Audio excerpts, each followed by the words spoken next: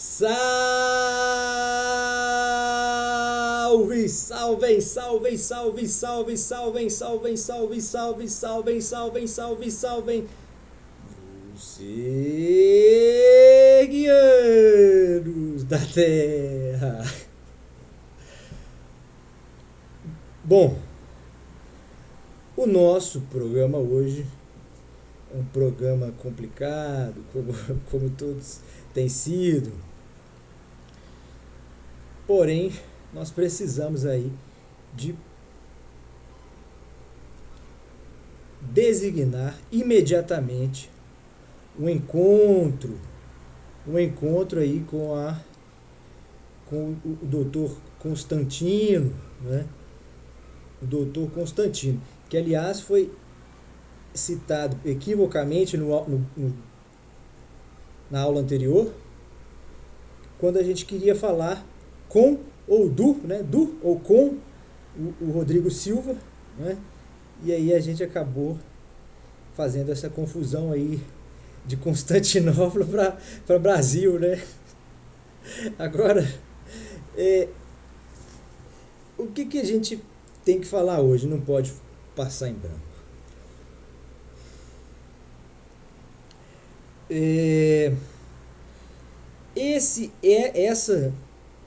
Essa razão aí de ser desse encontro não é, inclusive, senão em caráter de, não é outra coisa senão em caráter de urgência, né? Porque você vê que é um debate novo, uma proposta nova, né? A direita vive se gabando aí de ser uma parte ordenada, né? Pequena, mas racional. Foi isso que o jornalista falou lá, e os outros aqui talvez mais, eu não sei que sentimento passou no coração deles, mas eles ficaram calados diante do amigo que estava lá, que está sendo acusado, enfim, eu não sei muito bem essa história aí não. Eu sei que esse menino falou que a esquerda não tá vendo uma alma penada, nas palavras dele, né? Não há uma alma penada aí que está fazendo a esquerda racionalmente.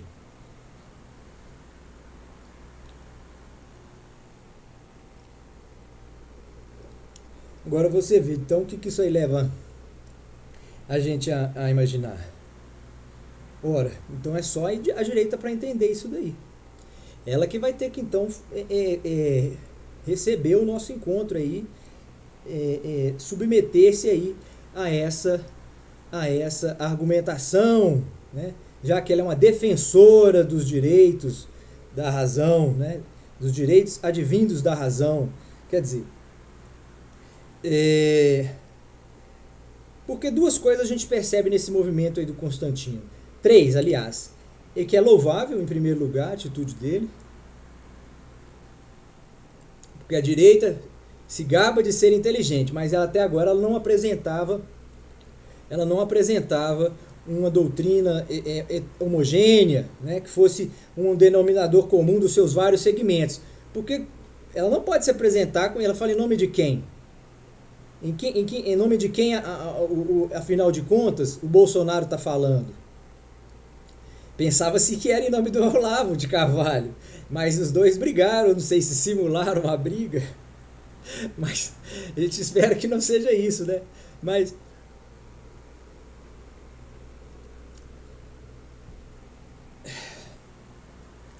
a gente tem que pensar o seguinte, o que está aparecendo aí, essa necessidade aí de urgência, ela se impõe por isso, porque aparentemente, os mesmíssimos interesses da direita, às vezes se encontram vivos e sonhados, inclusive, pela própria esquerda, né? Então, quer dizer, você vê que você se dá conta de que há, portanto, então, uma confluência de vontades, né? Os sentimentos parecem ser muito divergentes porque a gente condensa isso em supostos representantes, né? que na verdade não se pode saber em nome de quem realmente eles estão falando, se é em nome do povo, se é em nome de Deus. Eu não sei se são as mesmas coisas, não. Parece que povo é uma coisa e Deus é outra, né? Agora você vê, um cara que é eleito, né, por vários segmentos da direita, ou do pensamento exclusivista, que é esse que está querendo disseminar aí para as pessoas, o Constantino. Tem muita coisa boa nisso, é o que eu estou falando, a confluência de vontades da esquerda com a direita. Não que eu seja da esquerda, isso aí quem está avançado no curso de serguianismo aí vai saber muito bem, né? A gente fala mal da direita, a gente fala mal da esquerda. O espectro serguiano é para além desse conhecido tradicionalmente, né?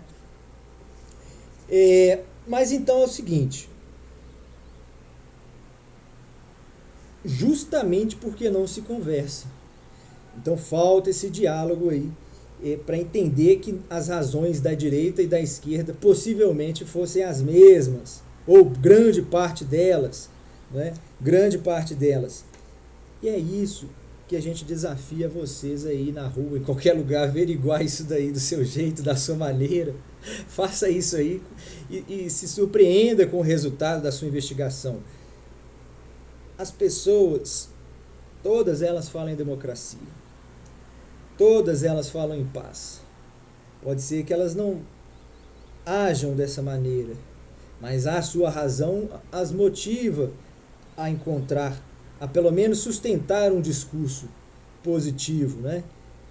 Quer dizer, isso aí é unanimidade. Agora, como alcançar isso daí?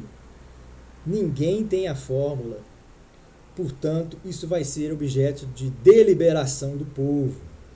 É o povo que vai fazer isso. Então, Constantino vai se dar conta de que a maior ironia que já pudesse ter havido na nossa política contemporânea fosse essa: um presidente que tivesse pedindo a sofisticação dos meios de apuração dos votos e um povo que poderia, nesse momento, né, pela oportunidade, conferir a ele o melhor sistema, deixar que ele apresentasse o melhor sistema possível, porque ele estava confiante da sua vitória. E vocês também deveriam estar, né? Agora, se não estavam, ou se não perceberam isso, perderam a grande oportunidade.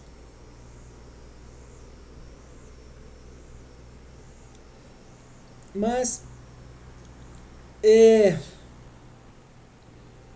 agora, tem pessoas aí como o senhor Guedes, por exemplo, que às vezes a fala dele mostra que ele é muito da elite, né, Guedes? Você está aspirante à elite, né, Guedes? Você é aspirante? Eu não sei da vida do Guedes. Eu sei que ele é um homem vencedor, mas ele não falou nada sobre aquele episódio lá. Ele se pronunciou, falou que estava esperando o barulho baixar para ele poder falar. Ele não falou sobre as acusações lá, enfim. Mas tudo bem. Isso aí eu acho que é parte de um acervo ou de um acervo, né, de cortesias e de considerações, né, de considerações que ele poderia ter para que o povo realmente endossasse as suas teorias. Porque o Guedes, meu Deus do céu, tomara que ele não esteja errado, porque ele não contou com essa possibilidade. Pelo jeito, ele não está contando com essa possibilidade, não. Ele parece estar muito certo das coisas do que ele está dizendo. Agora, porque dizem, por que eu estou falando do Guedes? É porque tem gente que fala que o Guedes não tem nada, não tem importância nenhuma. Aliás, o Lula, o Bolsonaro não tem importância nenhuma, né? Tem gente dizendo que o Bolsonaro não tem importância nenhuma, mas supostamente os governos, especialmente dos Estados Unidos, né, tivessem aí intenções claras de manter, portanto, o doutor Guedes aí no governo desse país, né? Eu não sei, isso aí veio também nos quatro cantos do vento aí, a gente nem sabe qual lado que veio. Essas coisas não são importantes não, viu? A gente tem falado aqui essas coisas são todas usadas como a título de ilustração, né, de uma explicação doutrinária filosófica, né? que é, portanto, o sergianismo. Então, é aquela doutrina formada por seguidores de Sérgios, né? Os sergianos, né? Uma comunidade aí que vem crescendo em todo o planeta Terra. Agora, você veja bem, a nota de correção nós já fizemos, né? É o encontro da direita que o Constantino está fazendo aí, que vai ser fenomenal. Esse encontro aí da direita, ele está reunindo lá. Aí ele pegou os filósofos assim, lá do século I, liberalista que ele colocou lá, eu não sei, primeiro direitista. Qual que pode ser? Vamos ver se a gente parte do mesmo lugar, né? Pra gente trabalhar nisso daí. Vamos começar por aí. Eu acho que esse contexto contemporâneo tem que ser visto a partir da Revolução Industrial. O fim do feudalismo, da Idade Média e o início da modernidade, né? Como ápice, né? 1789, né? Revolução Francesa. Agora, depois disso, você tem, na verdade, uma Revolução Industrial, né? Você tem uma Revolução Industrial, depois você tem uma segunda fase de Revolução Industrial, você tem a Revolução Americana, né? um pouco antes, né? Mas está tudo ali nesse contexto, né? Ou seja, tem que se pensar a partir daí, né? Aí de lá o que a gente vem pensando? Olha, surgiu a direita por quê? Tem aquela história lá do pessoal que se sentava à direita, né, do parlamento, salvo engano francês mesmo, eu não sei se antes ou depois da Revolução, da queda da Bastilha, mas enfim, a gente pode pensar, isso não é importante não, o que é importante é isso, saber onde nasceu a direita, da forma como a gente pelo menos conhecia ela, porque agora também ela se transmutou, né? Agora ela renasceu aqui no Brasil, não é isso? E o Constantino está reunindo essa turma aí para fazer uma nova direita brasileira. Ele está marcando, inclusive, época. Isso aí vai ser lembrado, esse momento, no futuro, será certamente lembrado, né? Agora,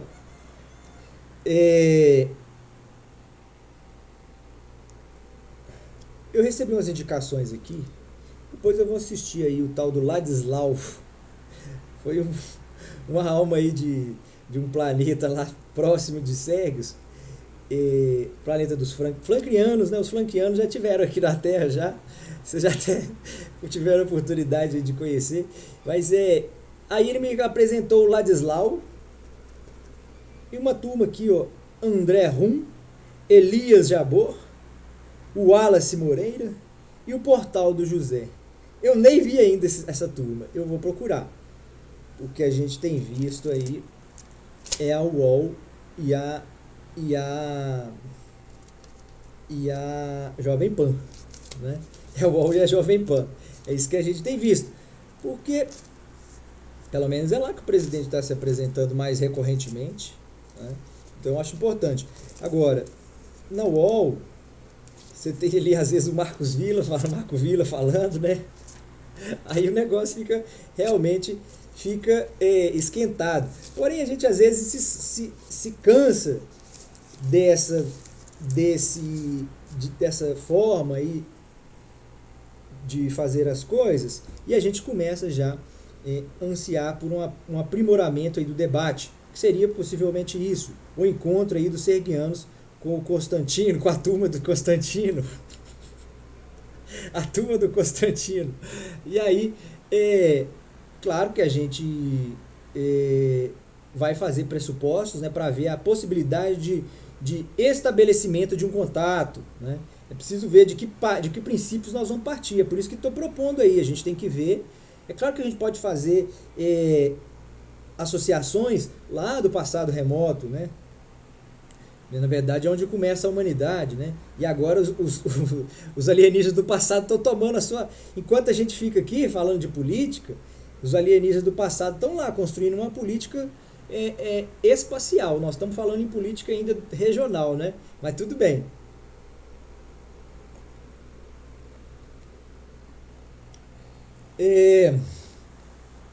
Então você percebe que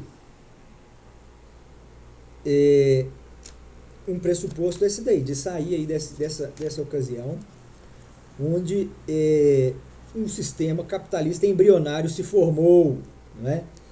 Gerando, portanto, né, em último, né, num determinado momento, não inicialmente, mas num determinado momento, o fenômeno da urbanização, né, que é o crescimento das cidades, né, formada por uma massa eminentemente de trabalhadores, né, que estavam, portanto,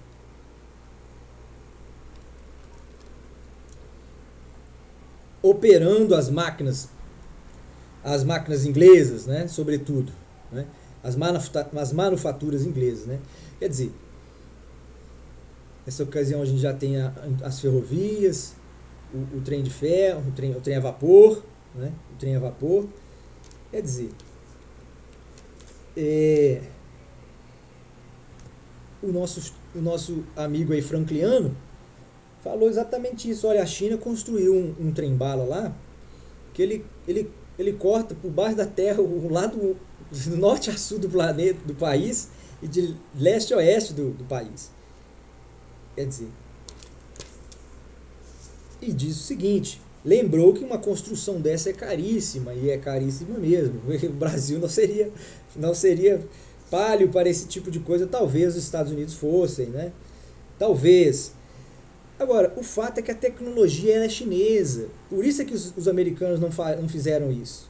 Agora, os americanos também têm apostado em outras coisas, né? Principalmente no espaço, né? Que são investimentos, né? Foi isso que nosso frankliano falou. Essa NASA, por exemplo, se tornou uma espécie aí de estatal norte-americana, ou sempre foi, eu achei que sempre fosse, mas enfim, essas coisas aí, né, tem alguma importância, mas o que a gente está procurando centrar em todos os casos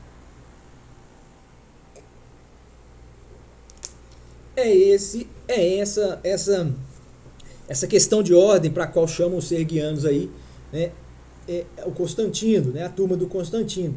Ora, é possível que haja aí uma confluência de vontades e é possível que a gente, né, precise estabelecer contatos, né, e portanto somar esforços, né, quer dizer, e não eventualmente encontrar-se opostamente diante de um jornal qualquer, de qualquer coisa da mídia aí, né?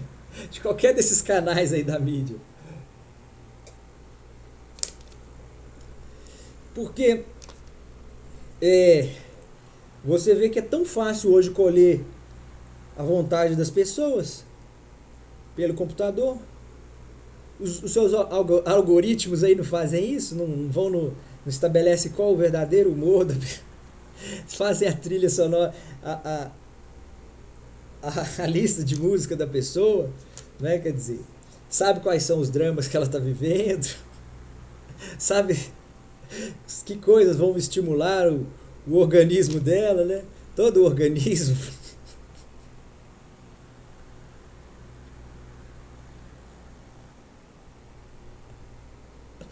Bom,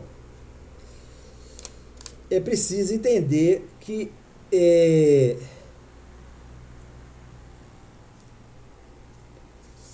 essa turma aí talvez esteja falando a mesma coisa. O Lula e o Bolsonaro talvez queiram a mesma coisa. Talvez o Guedes não. O Guedes talvez não. Mas o Lula e o Bolsonaro sim, talvez tenham muitas afinidades aí nas suas vontades de servir para uma nação, né? Ficar marcado mundialmente, né? Gravar o seu nome na história da humanidade por um ato nobre e sublime de defesa, né? De entrega da sua vida pela pátria, né? Por que é que a gente também não brinda esses dois presidentes aí? O povo deveria fazer uma espécie de, em vez de manifestação contra, poderia fazer um encontro, uma manifestação aonde todos iriam aplaudir o seu presidente. Ah, mas qual que é o seu presidente? Não interessa, você vai lá aplaudir o seu presidente. Não interessa, leva a bandeira do Brasil, leva a camisa vermelha, mas você vai saudar o outro pelo presidente que tem. Abrace Cumprimente o seu irmão do lado que está na igreja, meu filho. Cumprimente ele. Deixa ele dar o tapa na sua cara e depois você dá outra face para ele.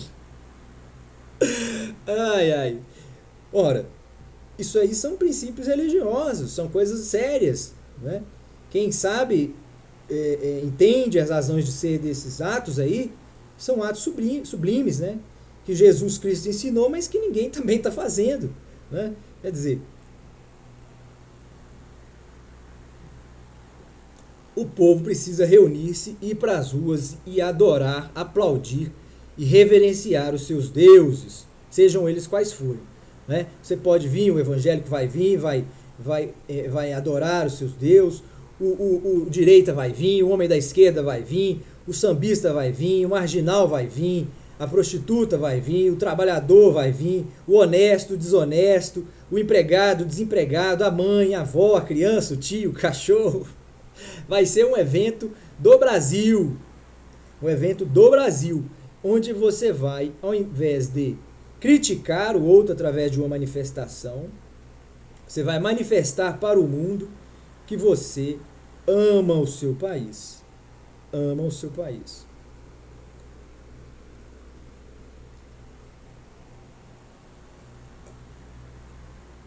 Quem é o seu país? Só pode ser essas fronteiras que estão aí somar acrescidas de todas as pessoas que vivem nela. Não é possível viver num país, em parte só de um país, né? Quer dizer, misturar-se, né? Viver praticamente misturado e tentar segregar-se dos outros. Não. A vida ela é compartilhada desde o início da convivência. O fato de uma pessoa estar ao lado de outra já significa muito. Agora, tudo mais deve ser dado em condições iguais. O ambiente é o mesmo. O habitat que você ocupa é o mesmo que o outro ocupa. Logo, você não pode fazê-lo à sua maneira exclusiva. Mas antes, você tem que, em consenso com ele, descobrir qual é o melhor tratamento para esse lugar. A partir do fato de que eles são parecidos, porém diferentes.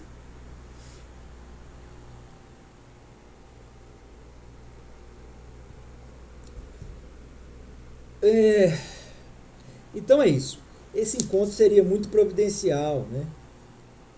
Faria com que as pessoas aí passassem a entender melhor, procurar melhores entendimentos sobre a verdadeira política.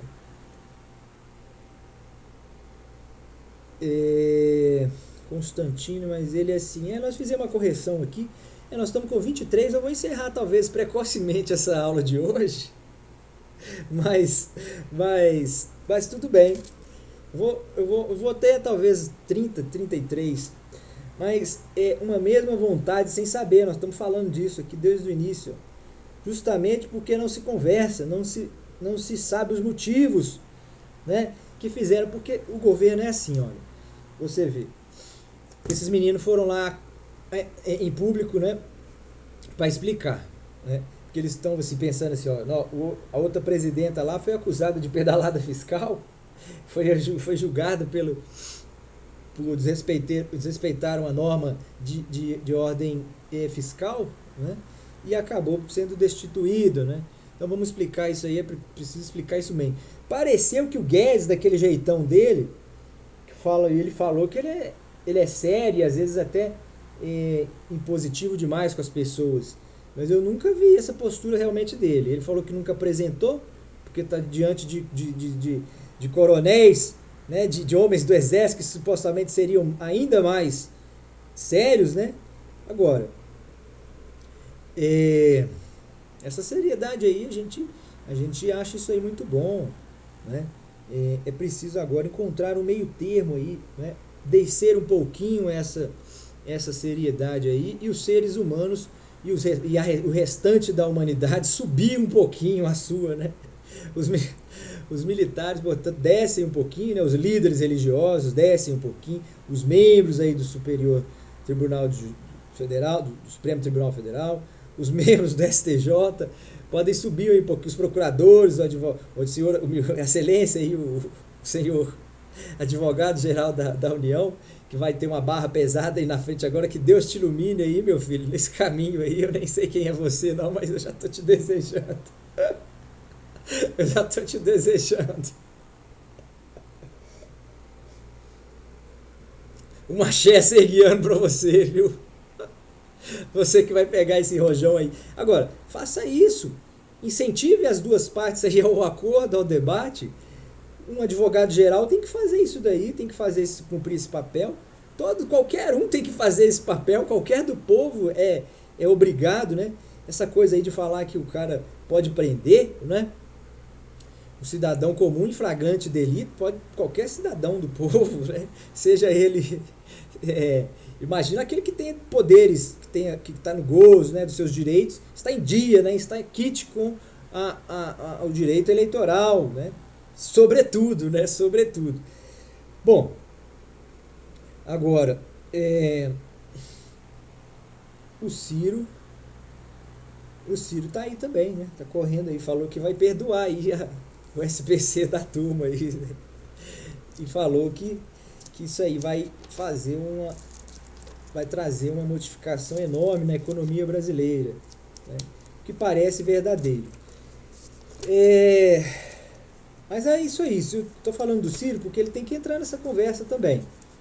O Ciro tem que entrar. O Ciro é inteligente. Tem que pôr ele aí. Não pode deixar ele de fora, não. Agora, tem que pôr o Lula e o Bolsonaro, claro.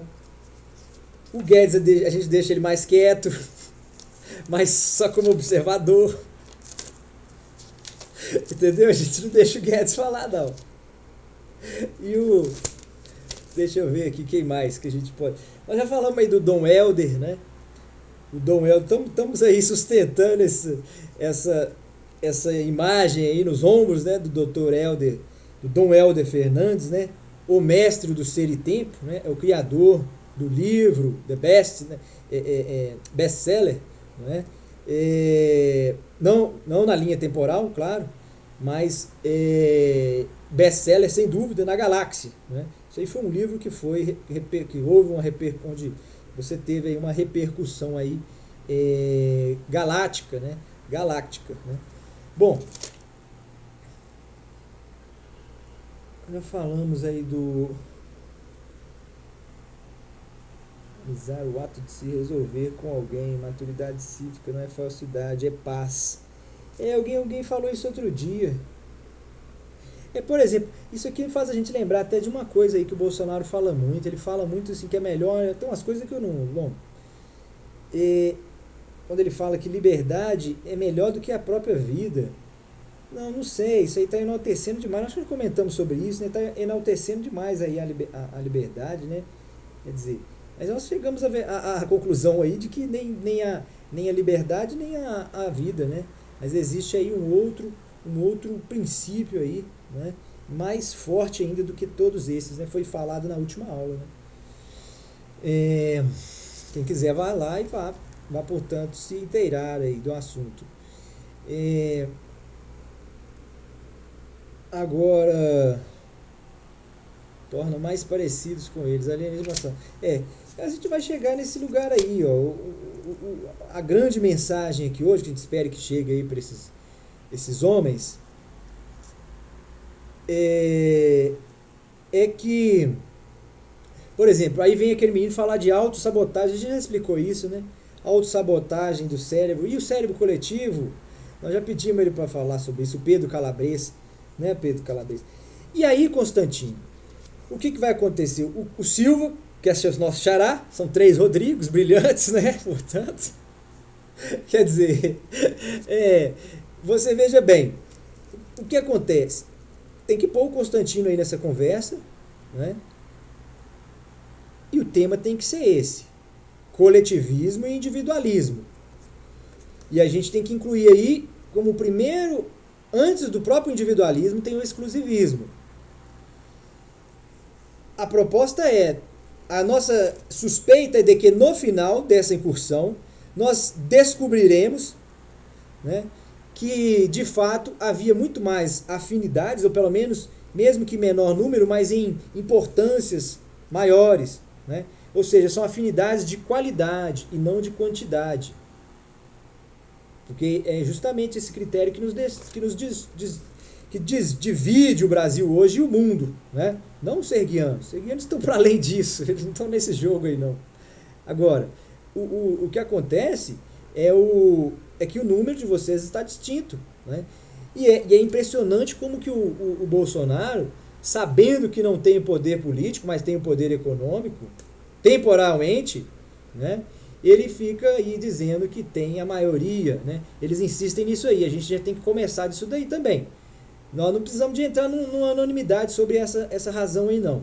Mas a gente sabe que a sua convicção nos assusta um pouco. É a mesma história lá do Guedes. Vamos falar então que a gente supõe, tá?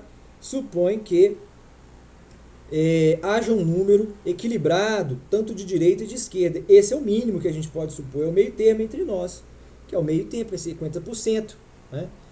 Embora fique claríssimo para vocês, para todos, tanto a direita como para a esquerda, que cada uma delas pensa que o seu lado é não apenas ligeiramente, mas infinitamente maior. Né? Infinitamente maior.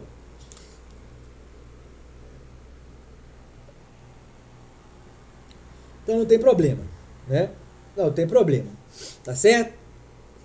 Posto isso daí, a gente pode ir adiante. Olha, vamos tratar o quê?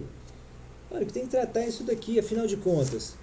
O individualismo, do exclusivismo surge o individualismo, que deste surge o coletivismo, que deste surge o coletivismo no seu estrito senso.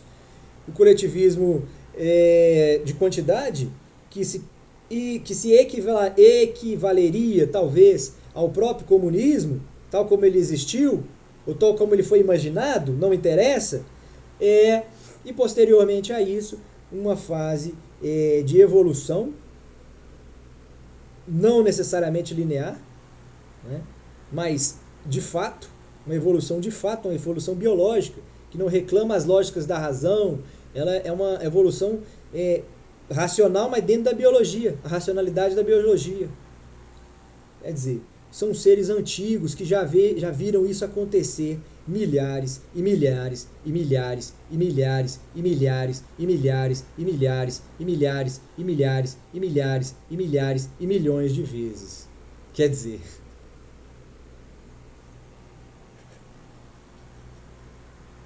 às vezes a gente tem que repetir as coisas para as pessoas acordarem, né? Porque você fala para uma pessoa uma coisa, ela não entende, você fala de outro jeito, ela não entende, você fala de outro, ela não entende. Aí você tem que gritar com o povo. Não, meu filho. Não, meu filho.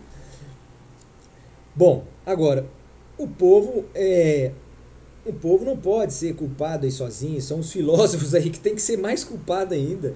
Esses aí sim que tem que levar sermão e sabão, né? Esses aí, porque assumiram para si o direito de dizer sobre o funcionamento do mundo e da realidade. Ele assumiu isso, o autor, ele deu esse direito a si mesmo, né? Ele concedeu esse direito a si mesmo.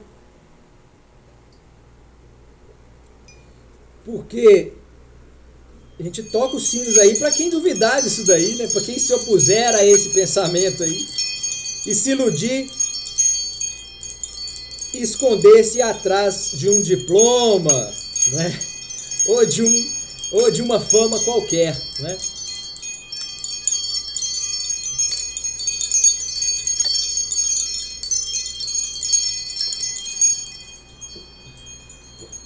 Bom, mas nada disso é importante. O que importa é o a interpretação do serguianismo, que no final das contas, embora tivesse muita paridade, nosso tio frankliano aí falou como é que funciona aí a paridade, né? O conceito de paridade na física quântica, uma coisa fenomenal. Agora, como é que você explica isso aí para um sujeito de intelecto mediano? um intelecto que não tem a menor paciência ou atenção para entender o que está se dizendo ou se falando. É claro que isso aí fica a cargo dos filósofos. É claro que isso aí só poderia ficar a cargo dos filósofos, que têm tempo, que têm isso como ofício e profissão, devotam a sua vida a isso daí. Eles constroem toda a sua carreira para um dia ter a coragem de se auto-intitular, se autodesignar e se autodenominar filósofo. E passou toda a sua vida apresentando debates, ou servindo como um jornalista, ou servindo até mesmo como advogado, que na verdade não deixa de ser todo advogado de alguma forma, acaba falando, né, pelo menos coisas próprias, né, comuns do universo da filosofia. Nada disso é importante. Nada disso é importante. O que é importante para a gente finalizar, porque a gente está percebendo já uma impaciência aí do universo, né? Está conspirando aqui. E aí nós vamos encerrar dessa maneira aí, dizendo aí, apelando para esses pensadores, então, motivarem esse debate nesses termos, com essas premissas que nós colocamos aí. Do início da consideração dos fatos, o surgimento da direita. O que a gente pode chamar de direita? Olha, esse momento aí que você cria o capitalismo, que tem várias fases. Ele começou no capitalismo, passou por capitalismo esse, né, praticado aí entre as companhias, né, de navegação, né? Esse mercado depois que evoluiu aí para o mercado de tecido, né? O mercado depois com novas rotas aí, ligando a China, quer dizer, especiarias. Depois você tem uma fase aí já nascente aí, industrial, com máquinas relativamente simples, né, movidas a vapor. Depois você tem a descoberta e incremento do petróleo como fonte de energia. Então você vai tendo todo esse nascimento aí de uma classe e de outra classe, né? Classes que já existiam. Uma delas ascendeu nesse momento, que é a burguesa. Ela começa a ter o poder econômico do mundo, e quando ela vai se enriquecendo, né, os banqueiros, né, aqueles tradicionais que eram os donos de terra, né, e mantiveram, portanto, seu reinado, né, alguns países que mantiveram as suas monarquias, né, e você tem ainda um reinado, né, uma monarquia ainda próspera, né, apesar de não ter mais supostamente importância ou relevância política, né? Mas, no entanto, você tem outros países aí no Oriente Médio que estão vivendo verdadeiras ditaduras, né? Homens aí religiosos que estão governando o seu país aí, a partir de preceitos exclusivamente religiosos, né? Quer dizer, esse é o nosso planeta Terra, né? Agora, é preciso pensar grande, né? Quando você vai lidar, portanto, com política nacional. É preciso saber para onde a direita está querendo nos levar efetivamente. É preciso saber para onde a esquerda quer ir realmente, que tipo de sociedade ela está pensando lá no futuro. Porque o motivo da discussão, da desordem, muitas vezes é esse. O sujeito cria uma lei e depois vai lá e outro vem e muda o nome dela, né? Mas ela faz a mesma coisa que antes. Que agora tinha o Bolsa Família, agora vão acabar com esse nome simpático aí do Bolsa Família. Agora vai ser do Bolsa, vai ser não sei o que lá do Brasil. Bom, Ajuda Brasil, eu não sei, alguma coisa assim. Colocaram um nome assim nisso daí. Mas tudo bem, isso aí também não importa nada, né? Isso aí não importa nada. Como se tornar um tirano, né? Aí o Bolsonaro, né, foi lá e levou a revista, né? Levou a revista que puseram dele lá com o topetinho dele e o bigodinho escrito genocida, né? Remontando aí, aludindo, né, diretamente, né, nem diretamente, mas diretamente aquela figura aí que todo mundo conhece e às vezes não gosta nem de repetir o nome, né? Mas tudo bem, a gente em todos os casos, né? Como a gente não está morando aqui na Terra mesmo, a gente fala, né? É o Hitler, né? É o Hitler. Bom, já falamos sobre isso, né? Já falamos sobre isso daí. Quem quiser tomar nota aí nas aulas passadas. Vamos fechar com 40 então. Fazendo uma oração aí para o senador Omar Aziz. Eu descobri coisas terríveis aí sobre o senador Omar Aziz. Nossa, mas que coisas tremendas que nos conectaram aqui. A gente fica até assim, a gente fica até sem jeito de passar isso adiante, porque a gente nem investigou a fonte disso daí. Então seria aquele problema, né, que a gente tem, sério, grave, né, que a gente acaba fazendo, repetindo sempre, que é essa coisa às vezes de fazer a fake news sem querer, né? Sem querer a gente faz a fake news. Quer dizer, é relevante do ponto de vista filosófico, entretanto, né? Filosoficamente, a gente pensa o seguinte, olha, tudo que a gente pensava aí do senador Omar Aziz, talvez pode não ser verdade, talvez ele não seja esse homem brilhante que nos pareceu ser, né? Porque pergunta a gente, você está perdendo tempo em assistir a CPI? Olha para você ver. Não, isso não é perder tempo não, foi inclusive o nosso tio Francliano aí que deu essa bola aí fora. Ora, isso aí é importante. É claro que o brasileiro, infelizmente, não está interessado em assistir isso daí, mas as pessoas sensíveis, como os franclianos, os serguianos, esses aí têm que assistir. A gente entende, né? Os franclianos estão cansados de ver esses episódios aí, né? Já são mais antigos do que nós, então eles já estão habituados aí a esses episódios, aí já sabe o desfecho disso e já sabe quem são, sobretudo, essas personagens, né? Então, agora, isso vai significar que nossa admiração por ele vai continuar sendo a mesma no trabalho que ele fez lá na CPI. Ele foi brilhante lá. E espero que continue sendo e brilhe realmente o grande brilho dele, o grande brilho dessa alma, Omar Aziz, juntamente com a alma, né, tripartite aí, com a companhia do doutor Renan Calheiros, né, como relator, e o outro grande amigo aí, também congressista, né, vou ficar devendo o nome dele. Mas agora não tem importância isso, né? É importante lembrar o nome dele no próximo episódio. Nós vamos fazer essa compensação aí.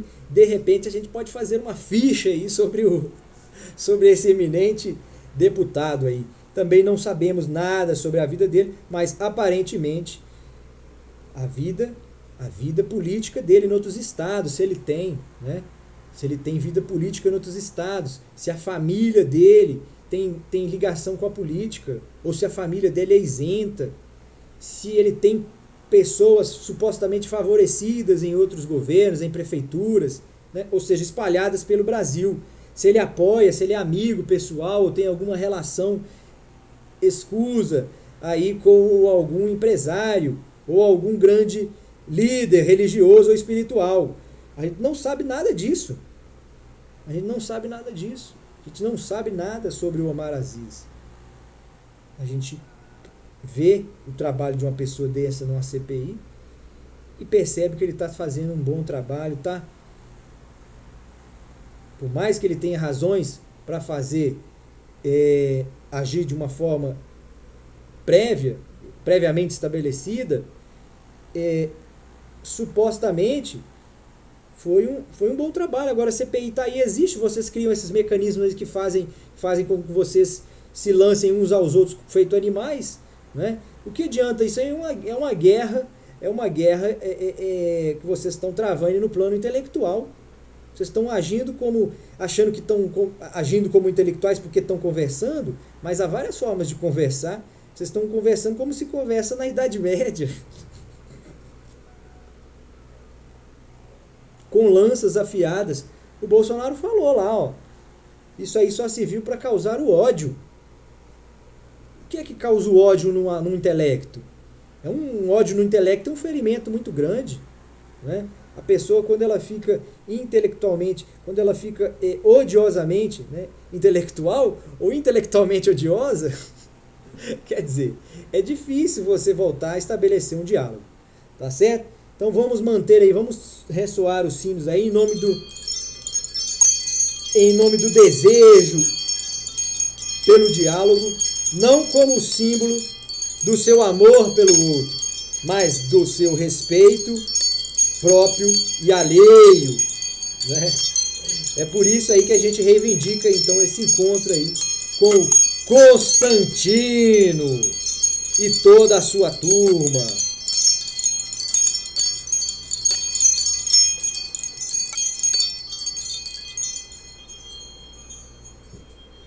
Bom, tá certo então. Serguianos da Terra, os serguianos não vêm hoje. Grande abraço aí para os serguianos. Até a próxima.